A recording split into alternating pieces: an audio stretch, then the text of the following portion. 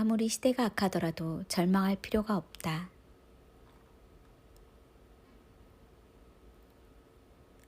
보통 신자들은 요나에 대해서는 잘 알지만 나홈에 대해서는 거의 거론하지 않는다. 그러나 요나와 나홈은 공통적으로 아시리아의 수도 니느웨를 다루고 있다. 요나는 니느웨 도시의 회개를 촉구하였고 그들은 심판을 면하였다.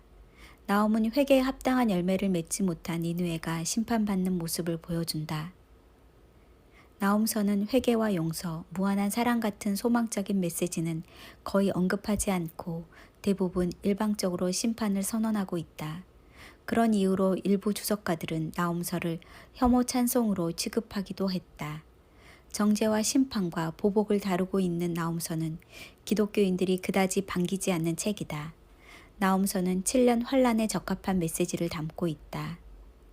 니느웨는 주전 760년 요나가 회개를 선포한 지 약 100년 후에 멸망했다. 회개를 선포하는 일은 요나처럼 싫어하는 일이다. 더구나 번영하는 때 회개의 메시지는 듣기 힘들고 선포하더라도 받아주는 사람이 많지 않다. 니느웨는 이스라엘 북동쪽 티그리스강 동편 기슭에 위치한 도시로 도시의 성 둘레가 3일길 약 96km나 될 정도로 거대한 성읍이었다. 창세기의 기록에 의하면 이곳은 니므롯에 의해 건설되었다. 요한계시록에서 바벨론이 하나님에 대적하는 악한 세력의 결집인 것처럼 나홈서에서는 니느웨가 세상의 모든 악을 상징한다.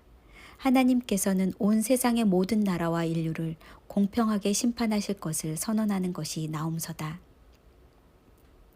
니느웨는 단지 역사 속에만 존재했던 한 나라와 도시가 아니라 시대를 막론하고 착취와 압제를 행하는 자들의 상징이다.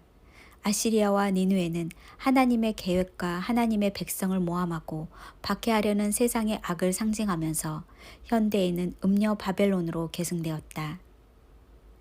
이는 마술에 능숙한 미모의 음녀가 많은 음행을 함이라. 그가 그의 음행으로 여러 나라를 미혹하고 그의 마술로 여러 족속을 미혹하느니라. 내 복술로 만국이 미혹되었도다. 니느웨와 계시록의 음녀 바벨론은 병행구다.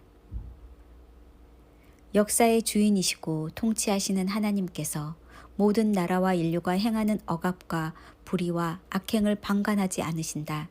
하나님을 대적하고 하나님의 백성을 괴롭히는 원수들을 징벌하시고 보복하시는 하나님이다.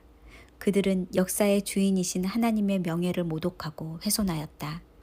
하나님의 백성이 고난을 당하면 하나님께서는 반드시 개입하셔서 가해자들과 반역자들을 심판하신다. 하나님을 모독하는 자들은 하나님이 전능하시다면 왜 악을 방치하는가 논리를 펼치지만 막상 하나님께서 맹렬한 심판으로 악행을 보복하시면 사랑의 하나님이 이럴 수 있는가 하면서 또 모독하고 비방하며 회개하지 않을 것이다. 여호와는 질투하시며 보복하시는 하나님이시니라.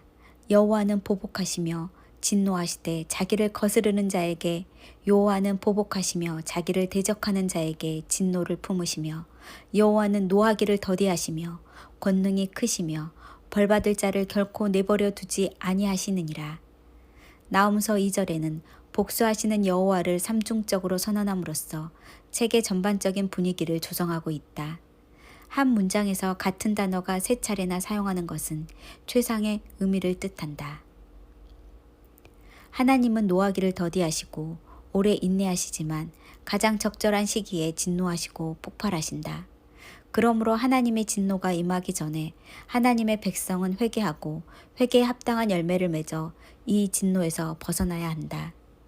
하나님의 진노는 대부분 주의 백성들을 박해하는 원수들을 향하고 있는데 그들과 타협한 신자들도 같은 심판을 받을 수 있다.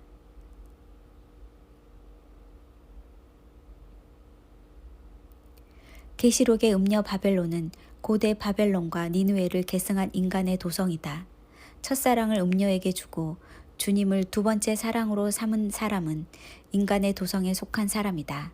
이 도성은 장차 짐승의 표를 가진 자만이 매매할 권리를 주기 때문에 피해 도성이 될 것이다. 사치한 물건들을 공급한 상인들과 물류 운송자들이 치부하였고 정치가들도 이들과 음행하였다. 물건들을 소비한 도시, 바벨론 도시 속에 살아가는 인류는 사치와 향락을 위해 이 물건들을 매매하는 소비자들이다. 그들도 하나님보다 풍요와 번영을 더 사랑하여서 음행한 자들이다. 신앙이란 얼마나 더 주님만 의뢰하는 수준에 달려있다. 세상에 집착한 인류는 그것들과 함께 망할 것이다. 악의 종말은 예고되었다. 하나님의 백성으로 살아가야 할 그들이 우상들을 사랑하고 감사하고 그것들을 간절히 추구했다는 것은 기가 막힐 일이다.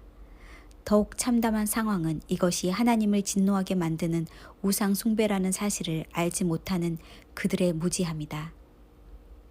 하나님의 백성이 하나님께 범죄하면 그들을 악인들의 손에 맡겨 심판하시고 악인들도 심판하신다. 북이스라엘이 범죄하자 아시리아를 심판의 도구로 삼으셨고 남유다가 범죄하자 바벨론을 들어 심판하셨다. 하지만 하나님의 망치 아시리아와 바벨론도 모두 멸망하고 말았다. 산들은 진동하고 언덕들은 녹아내리고 땅은 뒤집히고 세상과 그 안에 있는 모든 것은 곤두박질한다. 현대 인류도 요한계시록을 통해 같은 심판이 예고된 상태다. 분노하시는 하나님 앞에 누가 감히 설 수 있겠는가? 오직 하나님의 거룩한 백성은 하나님의 도성 새 예루살렘으로 피신할 수 있을 것이다. 그들은 인간의 도성에 속하지 않았기에 거기서 빠져나올 것이다. 그러므로 하나님의 백성은 진노하시는 하나님의 심판을 두려워할 필요가 없다. 하나님의 백성들에게 회개하는 것이 우선되어야 하지만 회개에는 반드시 합당한 열매가 있어야 한다. 그러므로 회개에 합당한 열매를 맺고 속으로 아브라함이 우리 조상이라고 생각하지 말라. 내가 너희에게 이르노니 하나님이 능히 이 돌들로도 아브라함의 자손이 되게 하시리라. 이미 도끼가 나무 뿌리에 놓였으니 좋은 열매를 맺지 아니하는 나무마다 찍혀 불에 던져지리라.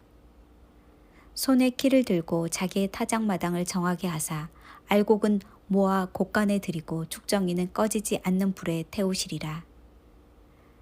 바리새인과 서기관은 회개에 합당한 열매 없이 속으로 우리는 아브라함의 자손이라고 그릇된 자만심에 빠졌다.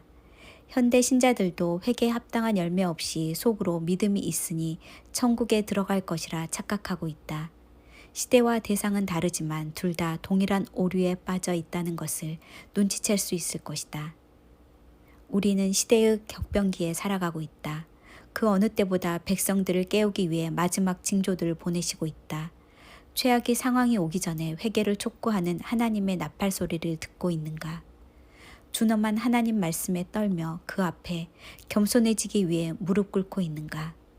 우리의 믿음 또한 우리의 삶에 합당한 회개의 열매를 맺고 있는가? 그렇게 살고 있습니다. 그렇다면 아무리 시대가 악하더라도 절망할 필요가 없다. 오히려 하나님께서 그의 백성을 구출할 때가 속히 오도록 중보하며 그 소망으로 기뻐할 것이다. 그들의 오랜 기다림과 인내를 파악하시고 눈물을 닦아주시고 희락의 화관을 그 머리에 씌워주실 것이다. 인류를 말살하려는 어둠의 시대가 오고 있다. 때는 저물어서 날이 어두니 7년의 큰 환란이 우리 코앞에 있다. 분노하시는 하나님 앞에 누가 감히 설 수 있겠습니까? 아멘.